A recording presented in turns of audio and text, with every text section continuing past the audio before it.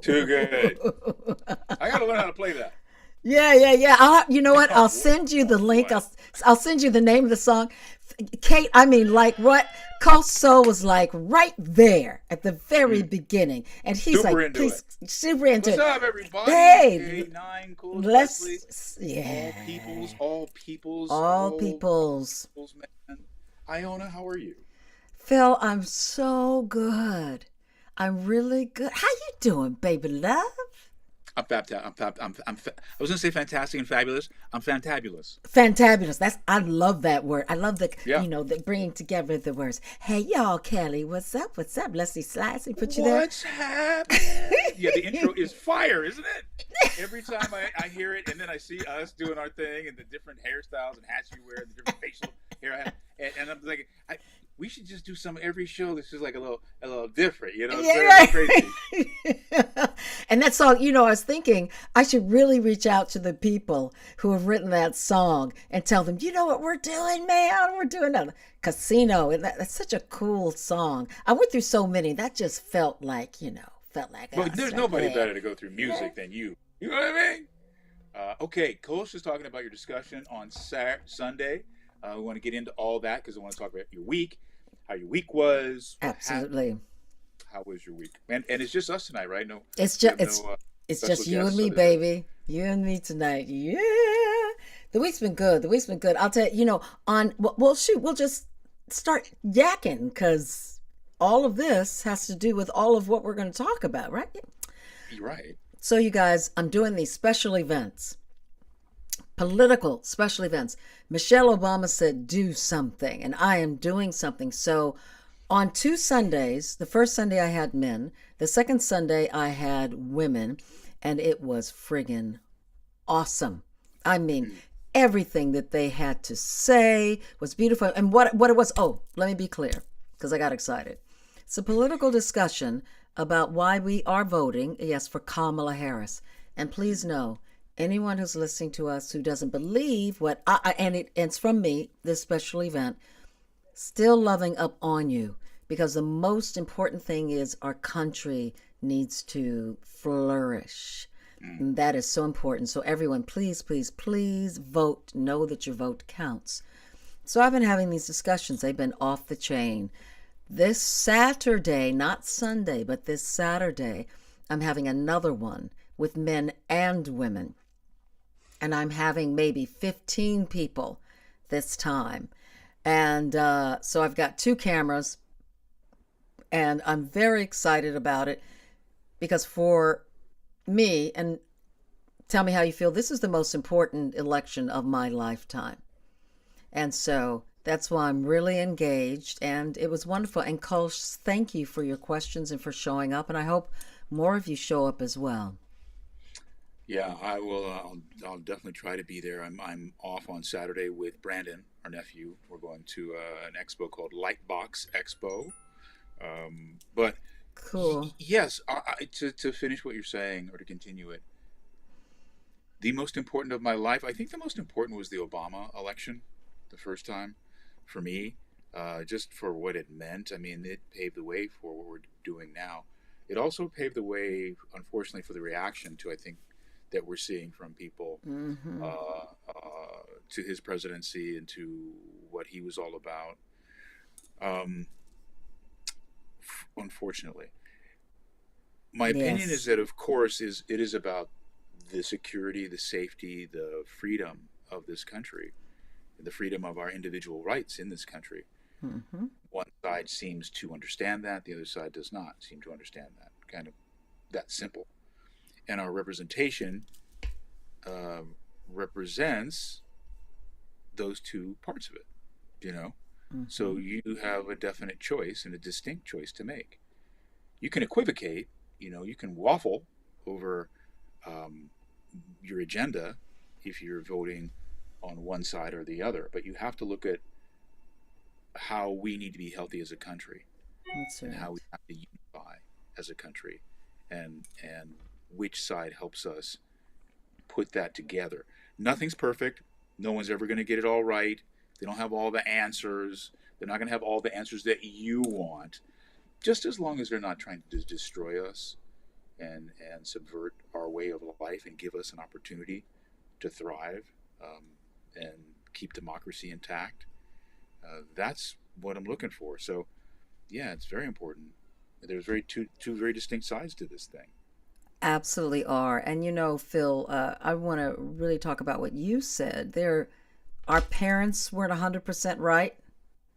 We're never 100% right. We make mistakes.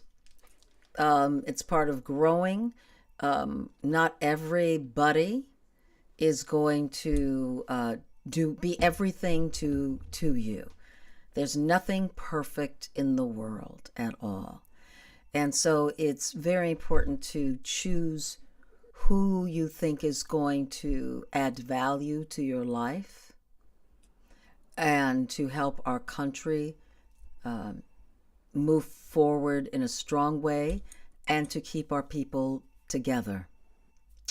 That's very important. And is espousing peace. And that there are two different ideologies that are at play here. It's really interesting you say, how that affects you. It's like it's bigger than that, isn't it? It's how it affects all of us. Mm-hmm. I remember when the second Obama term, right before we were voting for him, the second term, did I like everything he did? No, there was a lot he could not accomplish because of the roadblocks they put in his way. All right. Mm-hmm. But as a person who pays taxes, I didn't always look at that. Right. I looked at how it was affecting me or how it wasn't affecting me, as Mm-hmm. opposed to intention behind it all. I was talking to a friend of mine about it, and during his first term, getting ready to be elected for the second term, those elections were coming up, having this conversation.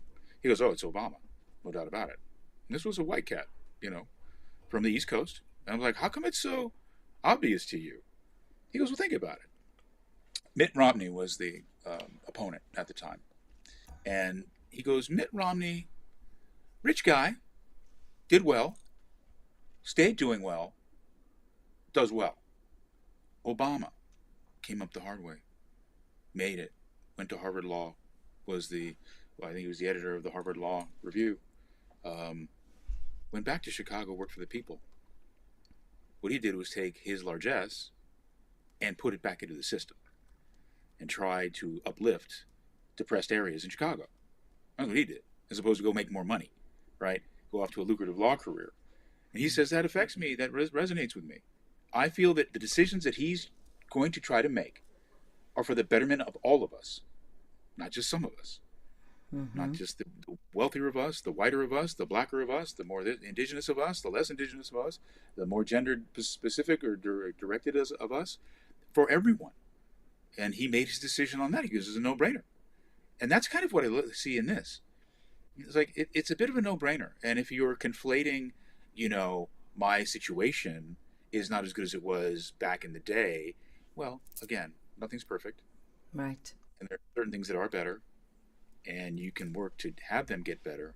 But this division, this anger, this vitriol, this hate, Mm. this finger pointing, this calling people out of their names, this bashing of people, I don't care who it Mm. Mm. is is not the way I was raised, No, no, not it's the not values I was good. given.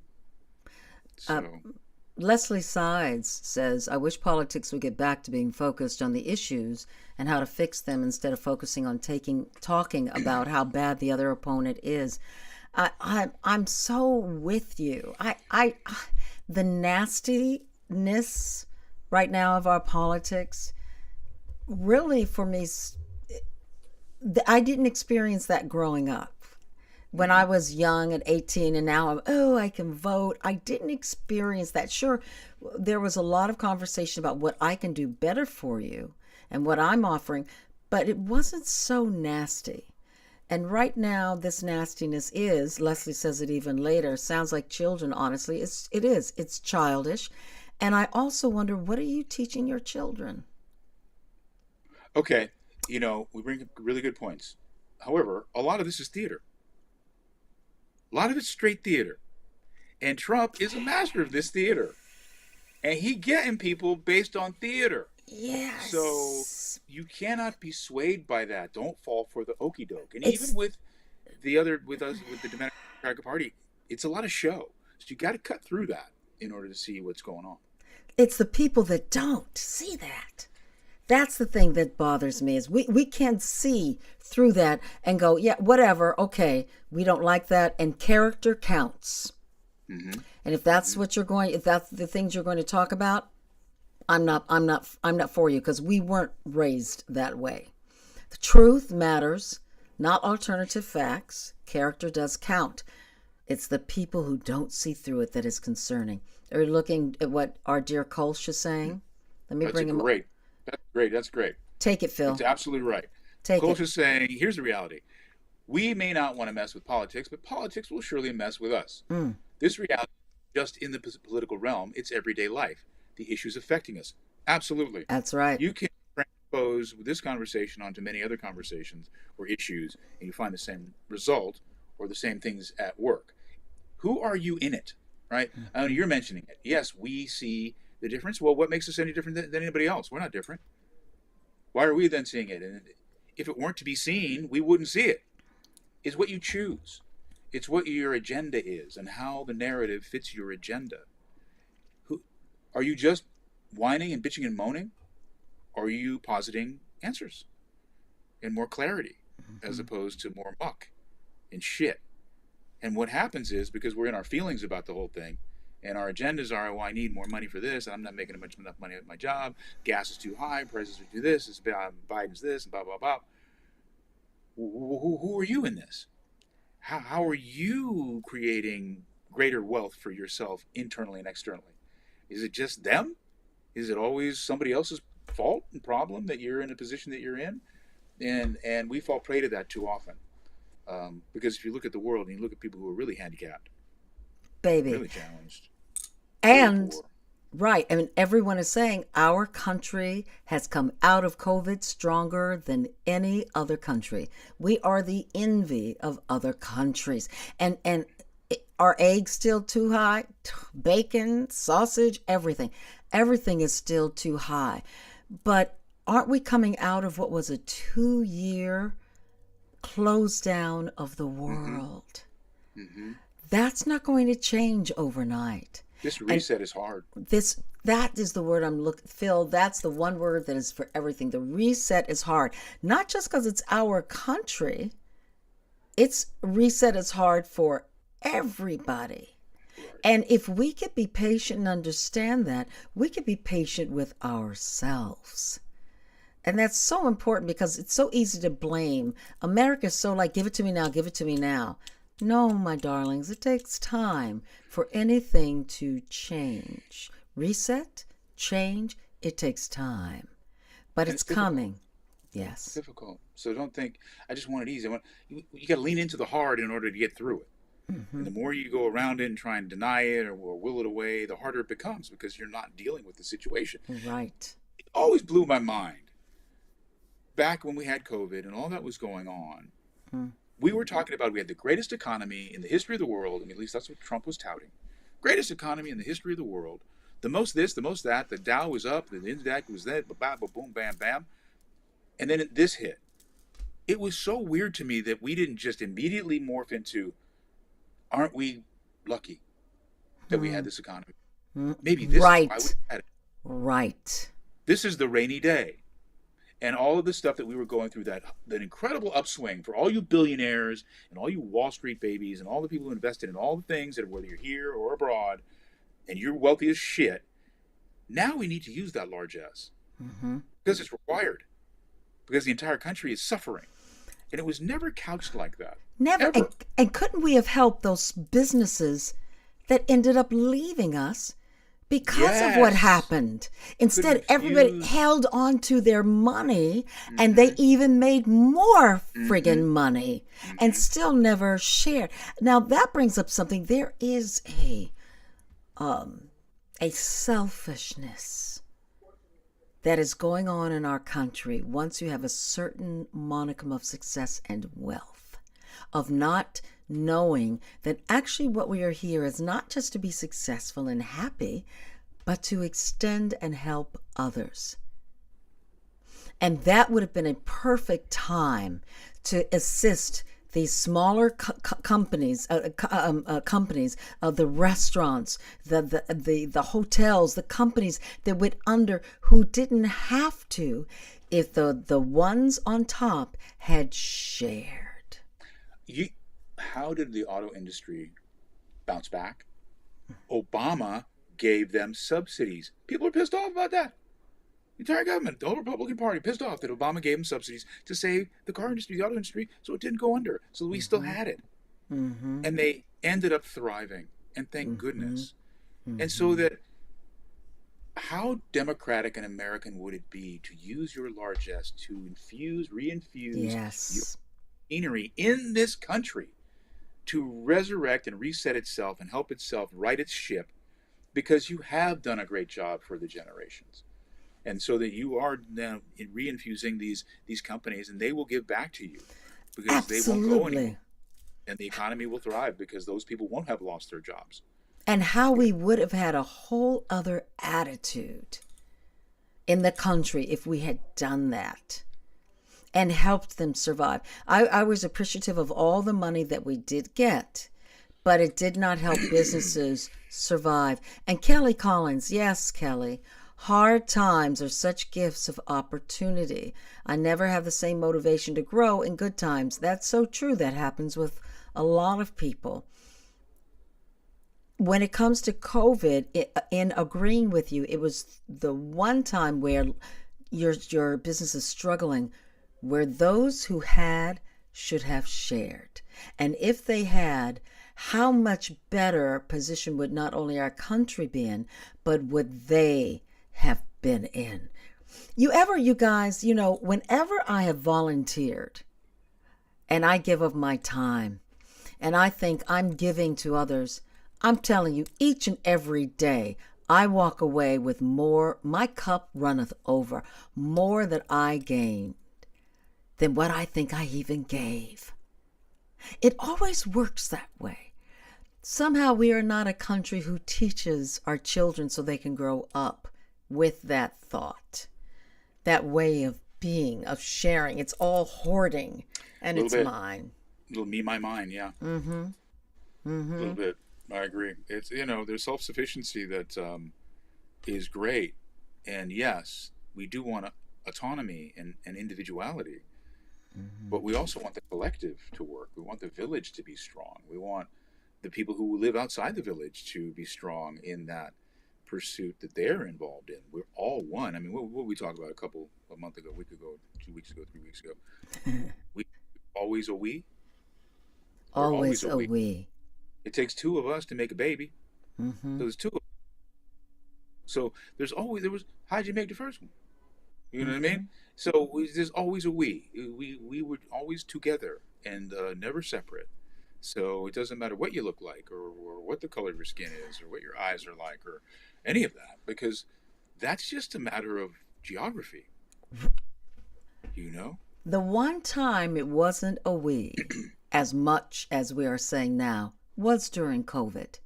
And we suffered. We Thank you. suffered because we are a collective. We need to be together. We are a tribe. Much We stronger. we are much stronger together, and that really came up for each and every one of us. Hardcore. So yes, we need to know we're a we. I have a housekeeper who comes, and I give her respect. Yes, I make more money than her, and yes, I hire her, but I give her respect. Today I was working on the set with the kids who I coach on the Papa's House, and after each rehearsal, we had two big rehearsals with the stand-ins. I had everyone applaud and acknowledge the children, and then I had the children thank the stand-ins, because we could not do that without them. That's where we need to have appreciation for each other. We're all needed. We're all needed. We're fucking all needed, man. Yeah. What are you kidding me? You, if you're downing someone else, you down yourself. They're Mm-hmm. part of the same ground that you come from. And it's not about what we're not like. It's about how we are like each other. It's how we are coming together. You know, Yeah. we I look at how this show has come together and what we're talking about each week. And we want trying to drill down on who we are, what our message is, and what it's all about. She Mm-hmm. and I are from this business, show business, entertainment industry. It's what we know. It's who we are. It's how we have made our living. It's what our passion is. It's what our form of expression is. We're going to talk about how that happens, how we get to that place, where we fall off, where we come together. To me, it's a huge community. Bring it back to what we're talking about. It's a huge village that I live in. This entertainment village is no Mm-hmm. different than another group of people who are trying to get to the same place, right? Mm-hmm. Of course, you have fights, you have your ins and outs. You fall down, you get up, you have your strikes, but you're all trying to make a good movie. You're all trying to make a good TV show. We're all trying to make good entertainment. And I think that ultimately it's a metaphor for what we're all trying to do on this planet. That we're all to live a good life and go forward. And we're going to have to do it together because you cannot do it alone, as we just said. So I am going to use this platform to show you guys what I go through as an entertainer in this business, whether it's from my past, my present, or what I hope to be my future in this business, as a metaphor for you guys to understand what maybe you're going through. But this is my journey. This is what I know. This is how my vision has been made possible. And so as we carve out our niche in this landscape of podcasts, and we're going to need to get more than 7 people, that's part of my journey too. We need more out of us, and it is on us to do what we need to do this. It ain't We on you, got the audience, us. we got Get it someone done. working with us. We're gonna do that. Beat feet, as they say. Mm-hmm. And so we're going to do that too. But the process of what I'm talking about, I think, in the way that Iona and I are traveling it, super valuable for everybody. And again, it's what we know. It's what we are professionals in. It's what we are experts in. So you're going to get a healthy dose of that with our guests, with our people, Mm-hmm. and so, right, And Iona? and right, and so much more because not only in our business, but there are doctors out there, there are spiritual advisors out there, there are all sorts of people out there, young people out there. We want to have on our show to talk about their process of life. And you'll see that it doesn't matter what's in your bank account. It doesn't matter if you're a celebrity. It doesn't matter if you're working in an office. There's a process of life that oftentimes we go and we look, oh, their world looks prettier than mine. It's just so much more glamorous and what they're Mm-hmm. going through. Baby, you don't know what we got to do to make that happen. The same thing about what you've got to do to make yours happen. And we're hoping to inspire. And yeah, Phil, I found somebody really cool who Phil met. She was out of the country and she just got back 2 days ago. And we're going to start rocking and rolling and getting more people here. And we Yeah, we're going want to push you, this thing. yeah, we want you guys to bring people because we hope. And you know what, Phil, since you said that, let me ask you while we're here with you guys live, and you can do this when you comment on the show when we're on YouTube, but throw in here for us in the comment section about some of the things you want us to talk about. Tell us about that, about how you feeling. Tell us how we're doing.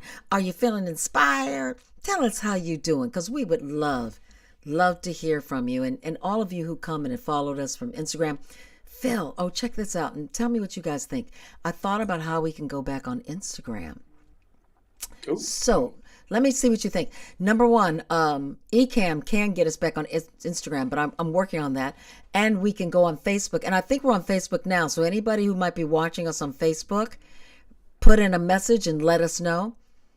Let's just put our phones up there, baby, and let them watch us. You Just know, do it as a thing. Yeah. Okay. Cool. just I like that. And they'll hear us because we'll be talking to them. I mean, on the phone, they'll hear. exactly. I'm still checking out Ecamm because Ecamm is a platform we use, you guys. It can still get us to Instagram, but it's a little quirky. But in the meantime, next week, let's just put our phones up because I'll tell you guys, I'm a perfectionist. My brother is there too. And so, we would want Instagram to be right here. You've been on Facebook, baby? Well, look now, honey. Look now, Patricia, and see. Go to Iona Morris and see if you can see us on Facebook. Twitch is a great platform, yeah, but I've got Ecamm now. Ecamm's got a little more bells and whistles, but thanks, K9. Let's just, we want to have Instagram right here so we're looking right at them. But you know what? I think let's just put our phones up and have them just there.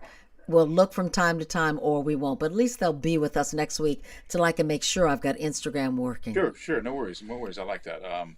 Let's put up what Leslie Side says, because this Hold is on, again an let me go back to example Miss of Leslie. You both are great examples. that's That one. one? That one. All right. It speaks to where we're trying to go with all of this and what we do and what people think and You what it actually is. Leslie Sides. Leslie and I worked on a movie for All Black, the network, and it was just wonderful with two young actors and a wonderful writer and a great director. And she was one of the background performers on it. And we spent a couple days, I believe, at this amazing house in Georgia, in Atlanta. Um, and so we were on set for hours and hours and hours and hours and hours. And so in doing what we do, that you guys see the end result of, we are on set for hours. All of us, not just the actors, but everybody. Catering, lighting, directors, camera, everybody, hours, hours and hours. Reset up, shots, other shots. It's a long process to make this sausage. Leslie hmm. was there.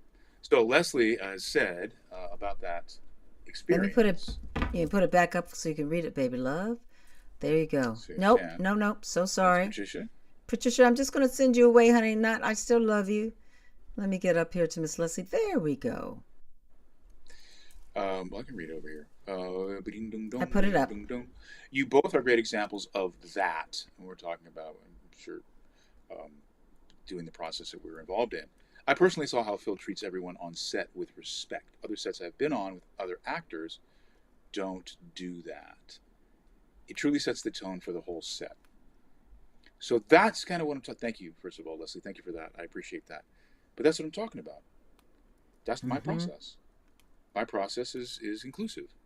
It's whole earth. It's whole expression. It's not just my expression. I need everything to work well for me to look good. Everybody does, no matter Mm-hmm. what they think or how they approach it. Look, sound, story, everything.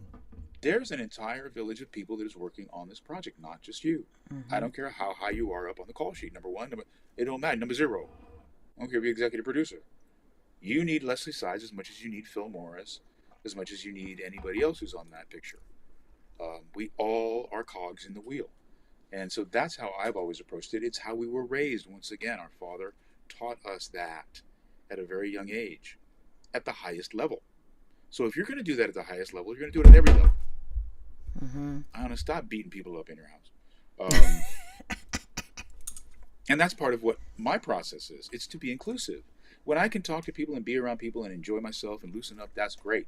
When I have to be alone and I have to concentrate on what I have to concentrate on, I hop my little black ass on over in the corner in my dressing room or wherever, and I do my thing.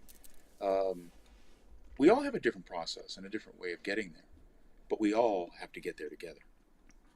That's right. That is so true, Phil.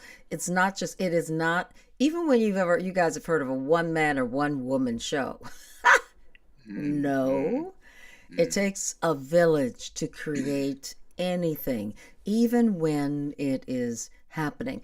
And part of, I'll tell you this too, part of the way Phil is on set and the way that I am on set is the way we were raised to respect others, to respect what they bring to the sausage being made, to the stew that you are preparing. If it's in your office, if it's in your photography studio, wherever, if it's your bus that you're driving, wherever you are, we are not doing this alone. Coach Soul, let me put you up there. And so I really appreciate that, Leslie. And the fact that you would see that also speaks volumes to that you are of the same character. And that's so important, you guys. You know, Dad told me something, Phil. I'm sure he probably told you this too. The people he met who were assholes were the wannabes. They could have been successful. They were Hmm. still the wannabes. But the really high, successful people, Bob Hope, oh God, so many of that ilk, and I'm sorry, I'm not thinking about Sidney Poitier, Hmm. lovely, gracious, friendly, kind, warm human beings because they weren't trying to prove anything. Their being spoke volumes. And I think that's so important right now, you guys. Let your being speak who you are. You don't have to prove anything to anyone. Live your life. Be kind. Be warm. Say hello. Give people space to mess up. Give people space to not have the answer just right there. Give them the space so you can help them when it's appropriate. And watch what magic happens, because you help strengthen them. And they will respect and appreciate you for it. Yeah, no doubt. No doubt. Kelly Collins says it's a big red flag when people mistreat service workers, etc. It's like kicking a dog, right? Not saying the service workers are dogs, but it's just that I'm above you, you're beneath me, kind of the situation. How's that ever a thing? And if something goes wrong and your order doesn't get there right on time, or it's overdone. We were at lunch today. Carla, my wife, had ordered something and it was overdone. It looked beautiful. It's great. Now you're paying good money for this food, but it's overdone. So she wants to send it back, and she's really hungry. She's got to eat. She's got a lot of eating stuff going on, so she needs to eat. And it's just, they weren't coming over in time. They just weren't coming over fast enough. So finally the guy came over, and she's like, I'm so sorry, but this is overdone. He looks at it, he's like, oh my goodness, oh, yes, it is overdone. I will get right on that. His reaction made me feel better about the time it took to get there. Obviously busy, very short-staffed. It's the way it is after COVID, especially in some nice restaurants. They just don't have the people who are talented enough, sometimes skillful enough, to work in some of those restaurants. However, this guy's reaction just made me feel bad that he brought food that wasn't acceptable to his client, right, to his patron, and it took a little while to get back, but when it came back, it was perfect. The dude was so great. He couldn't have been sweeter and nicer. I gave him a big tip, even though it took a long time. But just because his energy was gracious, right? Just gracious through it all. He wasn't snitty and upset about it. He was sad or upset for us that that's the way it was. Happy to fix it. Hopefully we were happy, and it made us happy. Together here. They're serving us. It's service. If I didn't want to get served, I'd do that. Just do it home. Go home. Do your own thing at home. They are serving you. So it's not, they're human beings. It's not perfect. Get this idea that perfect is what's going on and what we should be is overplayed. Just be good. Be truthful. Be honest. Yeah. And appreciate. You guys appreciate it. She didn't be grateful. Yell at him. She did. Yeah, be grateful. So much. Iona, what's the set experience like?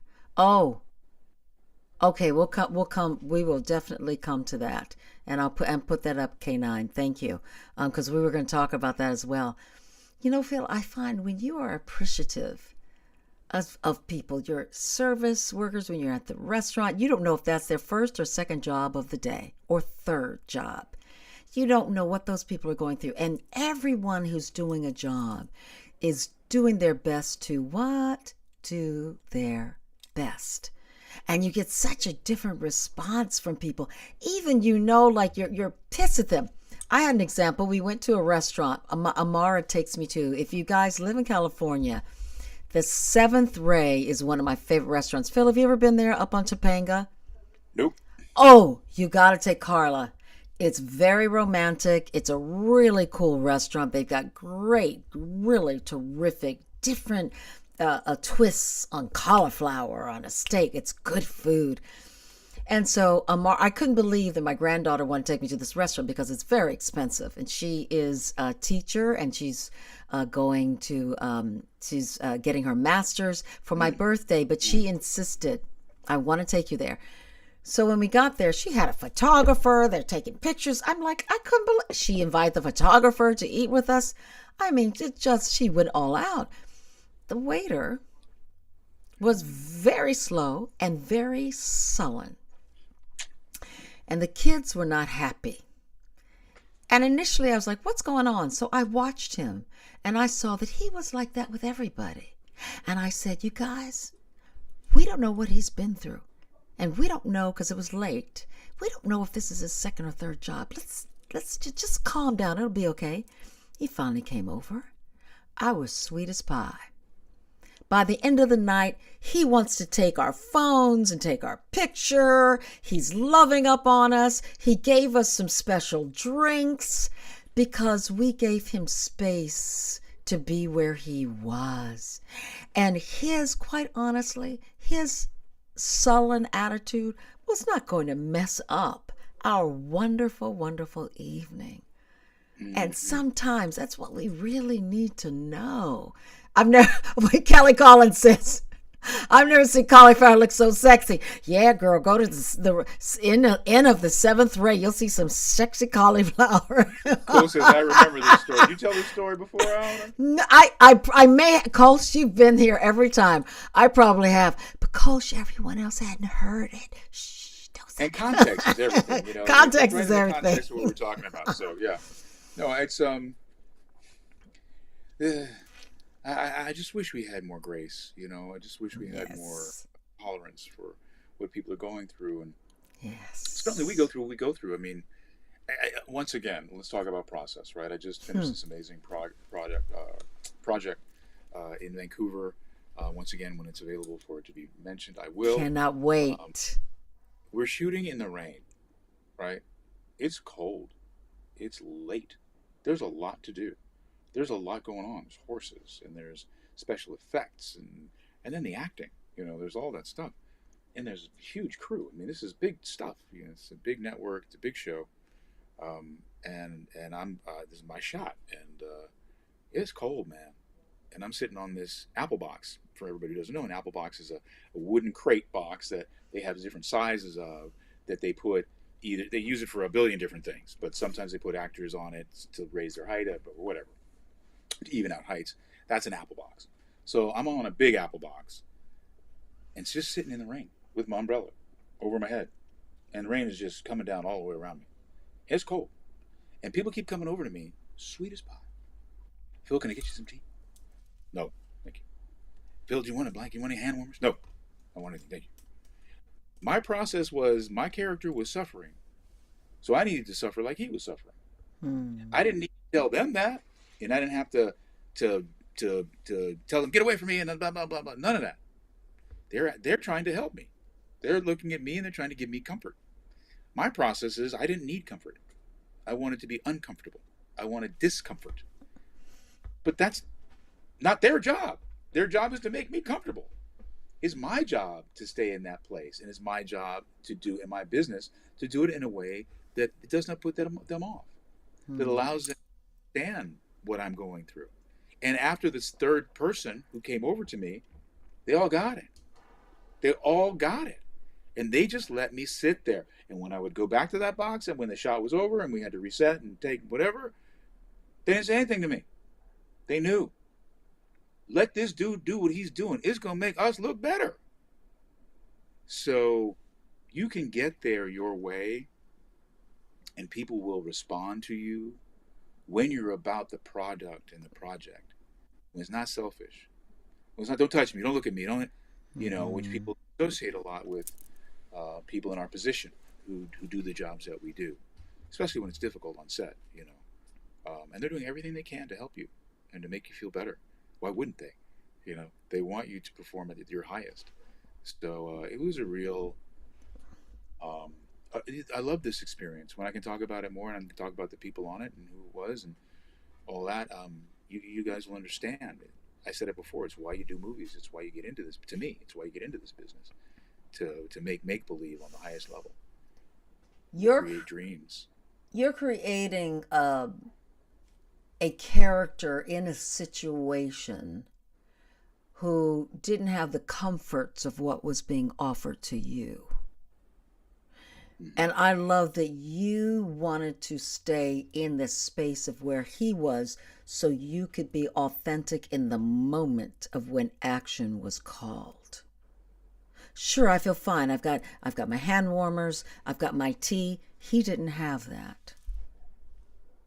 And that is what I believe, and I know good actors do.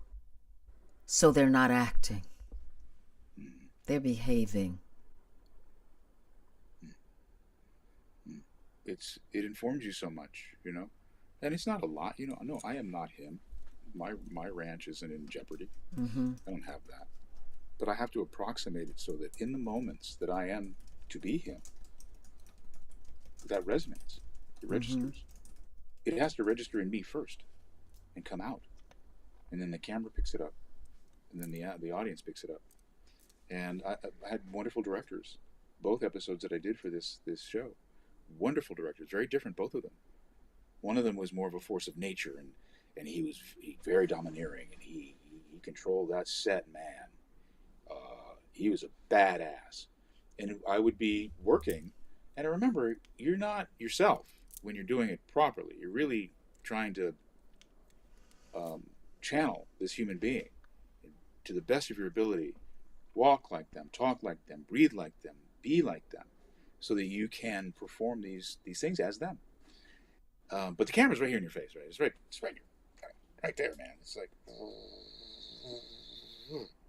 and so any movement you make is magnified, right? So I'm working, and it's very emotional. And God, okay, cool. And the director says, Phil, he's way over here. I'm over here. I'm like, yeah. I'm like, yes, sir. And he goes, look at me. And I look at him, and all he does is, Mm-hmm. got it. Got it. And that is the collaborative nature of this thing. I know what I know, but I'm not watching behind a monitor when he's got a 57 millimeter lens on up in my nostrils and I'm spewing emotion at somebody. Yeah, it can be too big. This is how we are in real life. But this ain't real life. This is TV. So, this movies. So you have to do what is appropriate for the medium. And for that, you need help. You need collaboration. You need these directors, these people. You need the Iona Morris Jacksons of the world to help objectify these things for you, so that you can do the thing that then you as an audience respond to and go, my goodness, that moved me. That moved me. Mm-hmm. And Kelly also said, good note giver. You aren't kidding, Kelly, because when you work with good actors, you don't need a lot of explanation. They're there because of their talent and who they are. So you going like this lets them know what needs to be done. Mm-hmm. Just even a head nod or look Mm-hmm. lets you know what needs to be done. A couple of words. You don't have to go, it was just too big. No, you don't have to do that. And that is the trust that you build between director and actor. It's a wonderful, wonderful thing. It's an Also, art, Phil, isn't it? Communicating to an artist, isn't it, Iona? You're doing oh, that quite a bit. it's such an art. And knowing there are some actors who want you to put them in an uncomfortable position. They've got to be uncomfortable in order to get to that place. There are some actors who want you to let them go for a couple of takes where they are just before they come back to themselves. It's so subjective. I feel like being a director, I'm also their therapist, their friend, their auntie. Mm. From time to time, I had a really cool experience. Yes, respecting the actor's process. I had a really cool experience today. I'm working on Papa's House. You ask, Cult Soul. As a matter of fact, let me put that up here, right here. Papa's House. Boom, check. Hey, from the Wayans family, and it is the Wayans family. That's Damon Wayans Sr. with the beard, and Damon Wayans Jr. Behind him, and they are funny. And that whole, I'm going to digress from what I was going to say just to go to this. Let me tell you, I have much respect for the Wayans family. Same here. They are tight Same knit. here. There are, everywhere you look, there is a Wayans involved in this production. As a PA, as a writer, as a director, as an actor, as an assistant. There isn't one of them who is sitting down being lazy. You know who's like that as well? Hmm. The Evanses. Bentley Kyle Evans, his family. Really, I You can know, see also that. did Martin and Jamie Foxx show. Love that girl. They did a lot of different shows, and they're very much. He and his sister Stacey Evans Morgan. Um, they're prolific as all get out. She They was really are. And we got just to get brilliant, Bentley brilliant here. actors, and we'll get him here. We'll get him. He's that Yeah. guy, right? He's Yeah, he's that that guy. person. Bentley, I can't. Okay, call me back. Yeah, Oh, but I'd he'll love to be do it. I'll here. be right there. Yeah. I'll be in Brazil. I'm sorry, I can't do it. Yeah, he's that guy. We'll catch him. But the Wayans and I'm so glad to hear that because they and everyone is hustling and working. They're going to school. They're intelligent. They look you in the eye. Mad respect. I've So worked with every one of them except for Keenan. But go ahead. oh, really? I haven't worked with Keenan either. I've now worked with every one of them. No, yeah. I think I've worked with just about all of them as well. They're all talented and wonderful. So today I'm coaching two of the children on there, and we had a third child on today, and we have a wonderful director, Robert. I'm a badass Townsend. That's a Five mag- heartbeats. Five heartbeats. What a Hollywood fantastic man. Shuffle. That's right, and Yep. so much more. And he's on a bear. He's on the bear. He's Yeah. playing. He's playing the father, Playing and the dad. he's playing the dad. I gotta remember to tell him how much I love the bear. I'll tell him tomorrow. And so, yeah, the premiere was on Linda's birthday last on the 21st, a couple of nights ago, and it's terrific. And the show gets better, you guys. So stay with it. It's CBS at 8:30, and it follows The Neighborhood, Phil, Yeah. which Phil has guested on and done.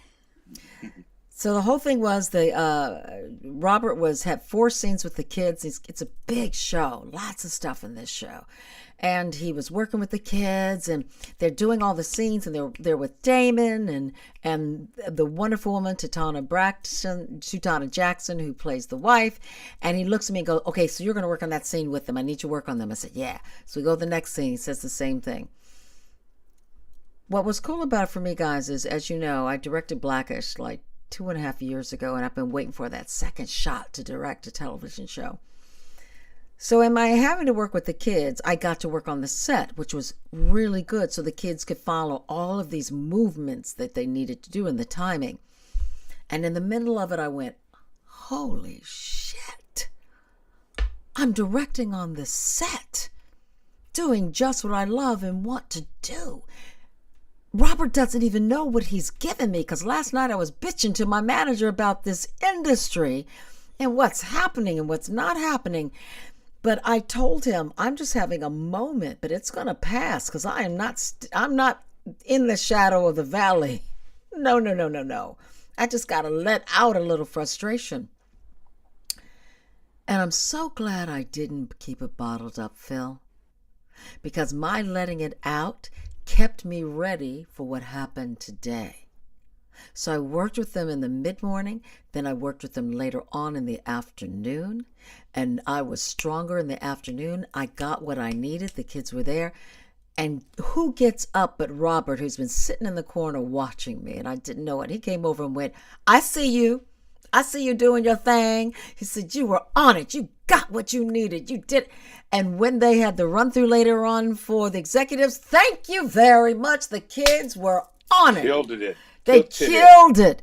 And the whole crew was like, even the AD came over. I told Phil, and he said, "You're going to be here for 7 more years, right, if we continue?" I'm like, "Brother, I want to direct." He said, "Come on, put your name in there."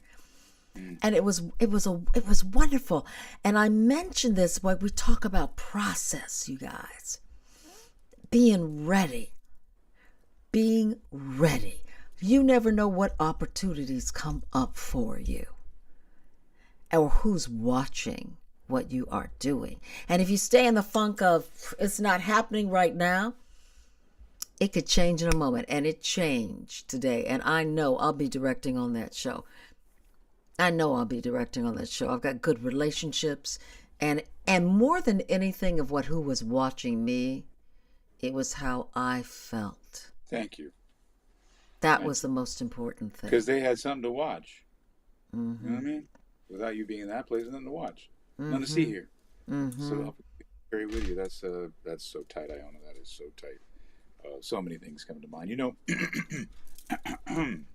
Please. manifestation is a real thing. It's a real thing. You just heard Anna say I wanted to direct, wondering what it was. That's what it was today. Now, it may be not. It may not come in the form you think. Like, I want to direct a show as a director with the cameras and everything, but that doesn't mean that what she was doing today wasn't directing. It was absolutely directing. And it's directing stars of a network show that she's directly connected to. So she's directing. I remember telling my manager I wanted my own show, or I wanted a show, I wanted a series. I want to be a series regular. I just want a series regular, man. I want to be able to do episode up to episode, boom. I got Doom Patrol and Bosch Legacy. So I would do 10 episodes of Doom Patrol, then I did 10 episodes of Bosch. I did 20 episodes in a season, which was more than the regulars did. I just wasn't a regular on either show.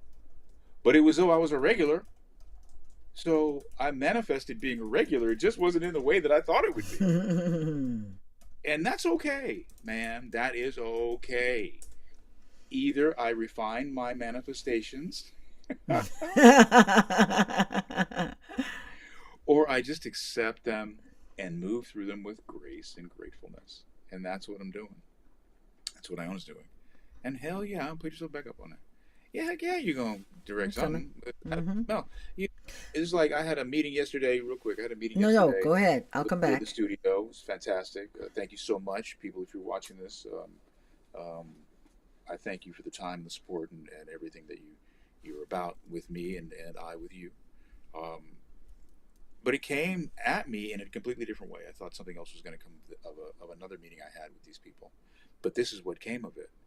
And so you can't always control what the form of it is. You can just be ready when the opportunity comes up to fill the space and be the best you can be in it, so that you take advantage of the opportunity that comes up, as opposed to going, well, this isn't exactly what I thought. I'm not later for that. Take it as it comes. Run with it as far as you can, then do the next thing. That is so true. I'm so sorry, Phil. I accidentally, I went to get rid of something. I went to get rid of a comment so that I could pull up another comment real quickly, because it had to do with what you were saying. And then it got rid of my name. And here we are, and I'm back with you. Continue, Phil. I'm sorry to interrupt. Thanks, baby. Well, David Peterson is here. David, hello, my friend. David, what's up? He'll know this from Malaysia. Our training really helps us be no mind, meaning when a confrontation happens, I have no mind. What occurs, I respond to. I don't put something in the place that isn't appropriate. I can get my ass beat. That's just the way it is. On the real. So we train them very hard to sharpen our tools and to get them to a place that we can let them go and allow for something to come of nothing, of its own accord, that something is asked of it and we respond with the appropriate tool, hopefully. I mean, if we don't, then again, we get our ass beat, or it's a lot harder. We're not in the flow, as it were. Life is the same thing. Art is the same thing. I've trained my whole life to do things in the moment that come of nothing, that arise from nowhere, and are hopefully appropriate for the space that I'm filling. And it's not always perfect. Rarely is it perfect. And it doesn't always go your way, nor should you expect it to go your way. What is your way? Your way is just the truth. And if the truth is the way that is presented to you, guess what? That's your way. And that's what I'm working for as an artist, as an actor. That's what I've trained my whole life with as a martial artist. That's what I'm training my whole life for as a human being. So I want to read some of these comments, but that's very important to understand that you're making the way. Yes, there is one out there, but your way has never been created before you make it. So have faith in yourself and trust in your own authenticity and your truth, and the right tool will come up for the job. So having a traumatic childhood is great training for being an actor. For many people it has been. I didn't have a traumatic childhood. But the one thing about because having a traumatic childhood can sometimes make it difficult as an adult. But yes, sometimes some people who've had traumatic childhoods, you're pulling from so many experiences that are rich you can use in characters. I didn't have a traumatic childhood, but I'm still pulling from so many experiences when I'm directing and also when I'm acting that really make for a much fuller character. Phil, what you were also talking about was process. Hmm. Process.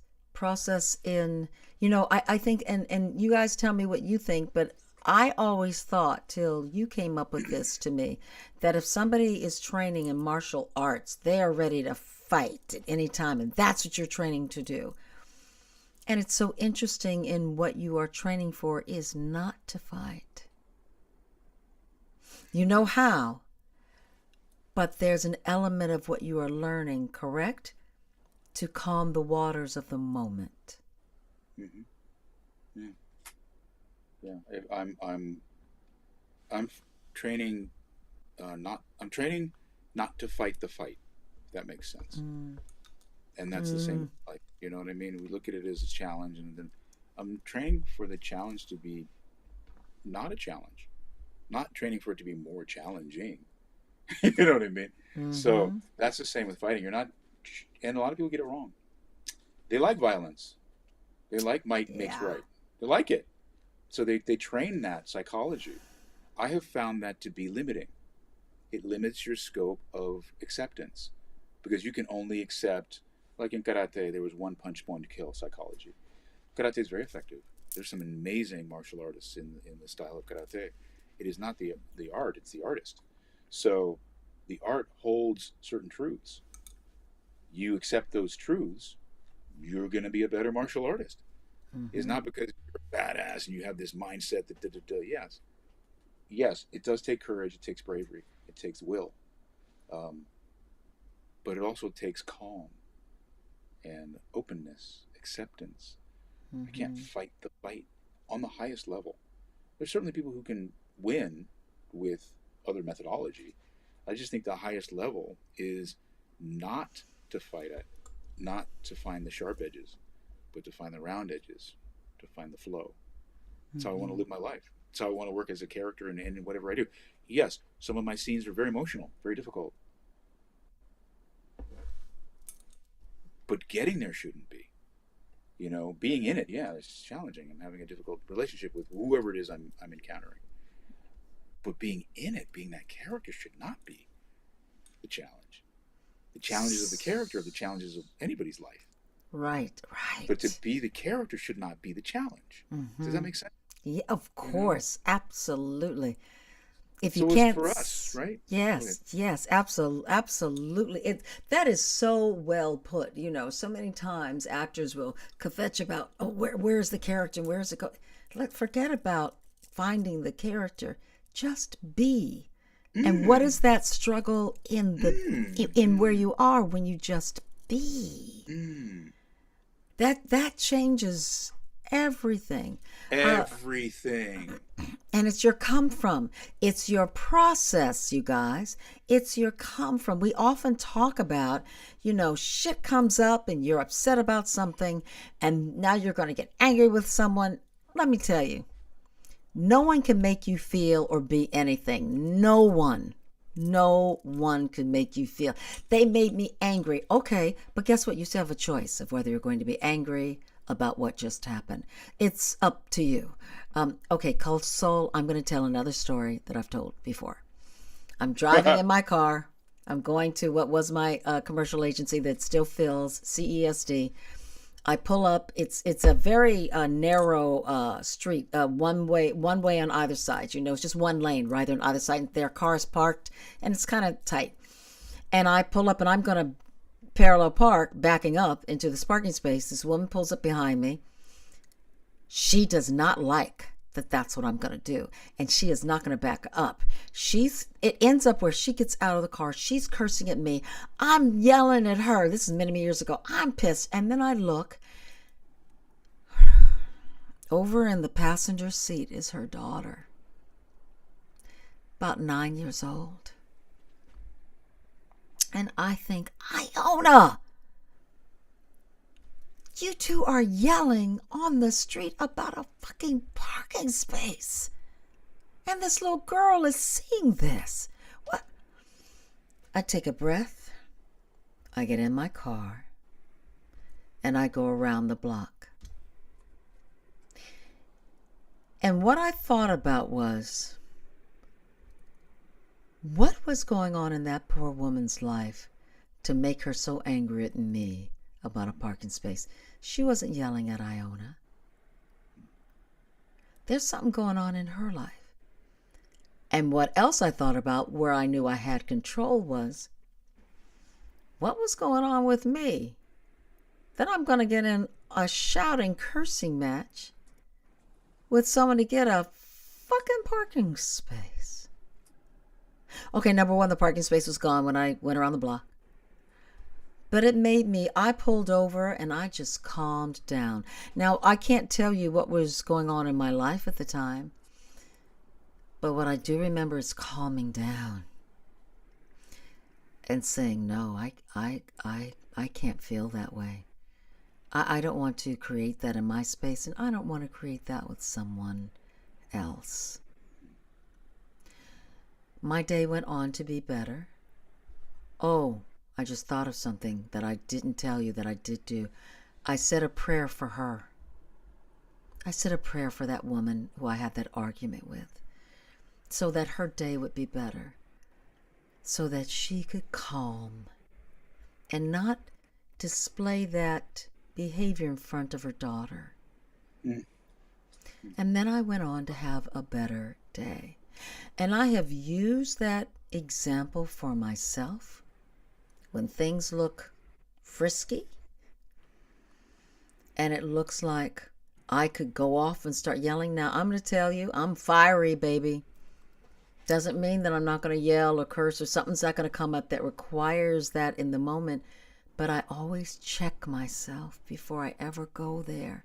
It has to be a real need, because I can diffuse so much by just wondering what's going on with that person and speaking to them in a way that calms them and it calms the situation. I've used that in my life since then, and it's made for much more peaceful behavior. I mentioned something today about someone I told to Phil, and I won't mention who it is, but that person created some difficulty in my life. And instead of confronting them, I've been kind to them.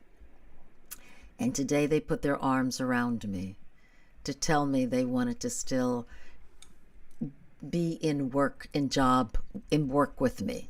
I don't want to give too much away. And it was because of the way I know I comported myself with them to diffuse the fight, as David would say. Interesting. Yes, great story, Iona. We're talking about process, and somebody asked about having a traumatic childhood. Does that make you a better actor? Leslie. I don't know. I just think being in touch with your own experience makes you a better actor. Mm-hmm. And everybody's trauma is different on different levels. We all go through some sort of trauma somewhere in our lives, whether we're conscious of it or we're not. A lot of the work that you do as an actor, if you don't have conscious trauma, is what they call chair work, so that you can access places that you are not aware of the trauma that happened in your life, a decision that you made, or a memory that you have compartmentalized, or you've conveniently made into whatever you made it into so you can get through it, or judge it in a way that you can wake up in the morning, metaphorically. But it holds real deep trauma for you. And those exercises are designed for you to elicit that kind of a trauma in yourself so that you can reveal it and look at it and see what it is so that you can access it, because you may need it for a character. Mm-hmm. So it isn't that you have traumatic experiences as a child and that makes you a better artist. Sometimes that just hurts you. It just beats you up. It doesn't make you, a better human being at all. It's just traumatic, right? Mm-hmm. But it is the experience of your humanness, and you're accessing that, your connectivity to that, your ability to express that makes you a good actor. It's not that you have it. Mm-hmm. It's that you can access it and you can reveal it in interesting ways through your characterizations that resonates with an audience. It's the It's process and how you get there. Go ahead. hmm Excuse me, baby. hmm it's not predicated on any one thing. It's just that ultimately what happens is you have an experience on the highest level. You have an experience that is commensurate with another character, or you access it in a way that makes it commensurate in your behavior, in your life, your external life, and then you as the audience believe it. You don't question it. Hmm. There's that suspension of disbelief that happens, but that's the actor's journey to create that experience, to be as hand in glove with the character that they're playing as possible, whether it's through trauma or some other method, some other experience. And we've all had trauma in our lives. It's different levels, but we've all had heartbreak, sadness, disappointment, all of that. What is it? There's a book that says, I've had every emotion, learned everything I've needed to learn by the time I'm 5 years old. And some people who have had traumatic lives are not good actors because they can't separate what is them and what is the character. Or they don't know what you're talking about, Phil. They don't know how to access that in a way to use it positively to help in the moment. And I remember the example of when I was a young actor. I've never killed anyone, and I was playing a killer in something, but I've killed a roach. I've killed a fly. So I can use that to access how I was feeling in that moment and expand upon that. And that's what's so important. And process is a part of all of our lives. Let me pull up here what Kelly just wrote. The process Phil described is so much like surviving an abusive parent. You have no identity or thoughts. You react to the parent. It's interesting that an upbringing like that may be a shortcut. I, again, even if you've had that trauma in your life, quite honestly, it might create issues in your adult life that don't lend to you being an actor when you want to be an actor. You don't, and you know what? It reminds me of this, Kelly. I think of a lot of actors when I was young, we would have this discussion about, oh, nothing bad has happened to you. Phil, my first one woman show that I wrote, I had a director who told me, a very well known director at the time, he said, friends of mine have shown up for your show, and they said, I liked what she did, but she hasn't been raped. I mean, what has she really experienced? She hasn't been raped. You do not have to go through those kinds of traumas equal to that in order to call upon what you have lived in your life to be a good actor, or to call upon what you have in your life to understand where someone else is coming from. You don't have to have been poor and had your lights turned out to have compassion for somebody else who has gone through that. Your compassion is fueled from how you have lived, and to judge whether you've been born with a silver spoon in your mouth or not is not fair for how we judge someone for being a president or being a good actor. It's how you have been taught and learned to experience and use compassion that makes a difference on who you are in your life.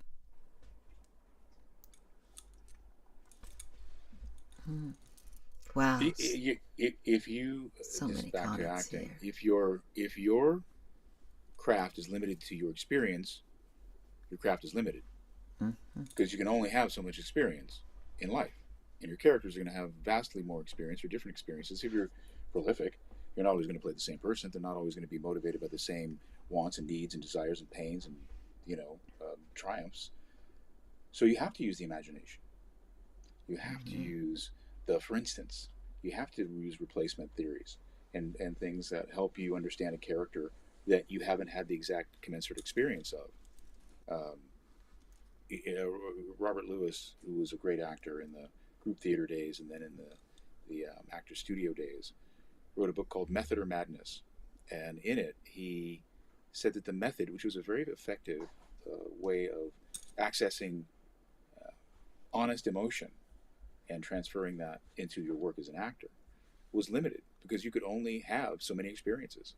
And he used opera as the example because opera has such incredibly high stakes that there's no mortal who has gone through the things that some of these operatic um, um, Characters people have. antagonists and protagonists have gone through. So you have to use your imagination. You had to have an incredibly rich and colorful imagination to be a fine opera star. You couldn't just use your own emotional reality, born of your own experience, because you didn't have these experiences. You know, so that was a very eye-opening book for a lot of the people that were married to what they called the method at the time, and that's very much what acting is about. It's you use whatever it takes to get to this spot that is truthful for you and your character. Pretend. Pretend. Phil, this has been wonderful. Wow, this has been a wonderful time. Before we close, are you feeling that? I'm feeling Sure. closing out. I wanna actually let me get this up here. I'm trying a few different methods here. I want to go ahead and show people how they can find us. So let me give you guys how you can find us. Let me play a little music for you. Here's Phil's info. I know that's really hard, you guys. The Phil Morris, everywhere. That's where you can find that. Look at that handsome gentleman. And this is where you can find me. Iona, what lot of gold. That's right. On Instagram, Facebook, but it's always Iona Lot in some way. And the show, oh my goodness. We're on Instagram, Facebook, we're at YouTube, we've got an email, we've got a website, we're on TikTok. We are everywhere, you guys.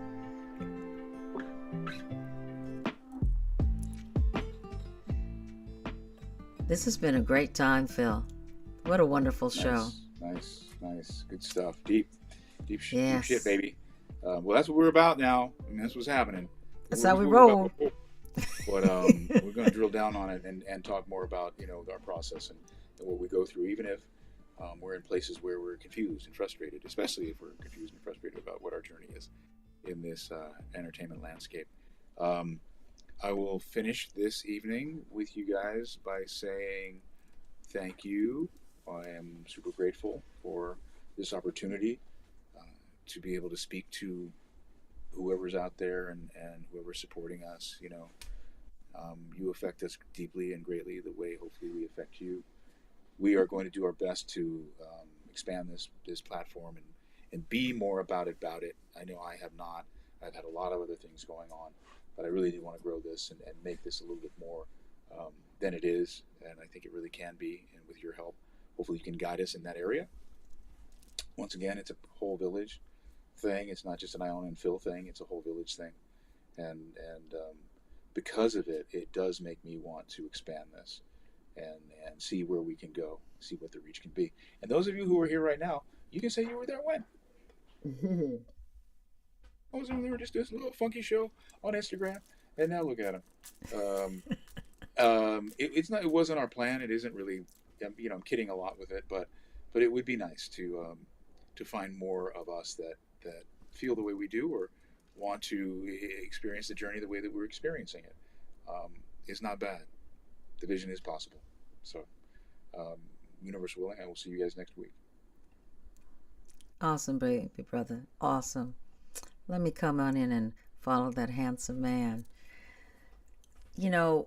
We started this tonight talking about process, and we're both actors, and Phil's acting more than I am, and I'm directing more than I'm acting these days, and it's friggin' awesome. Process is not just about our process as actors. Process of life. What's your process? Where do you find your joy? Can't nobody give you joy. Where do you find your joy? Where are you sharing joy and giving joy? What's your process of how you wake up in the morning and greet your day? What's your process in getting what you want to accomplish done? And where do you need to adjust your process, tweak it, and make it better? You knew that. You know where that is. Google University is what I like to call it. You can find it there too. And who you surround yourself with that will help you through your beautiful process. I'm with Phil. I love being here with you guys every week. It is so wonderful and scrambling to get it together, and all of us here. You give us inspiration to grow this past our wildest imaginations. Because I'm going to tell you, even with just the intimacy of all of us here, we never thought we'd be doing this. But we're following the tea leaves. And with your love and support and guidance, we're going to continue on the road. So with that being said, we'll see y'all next week.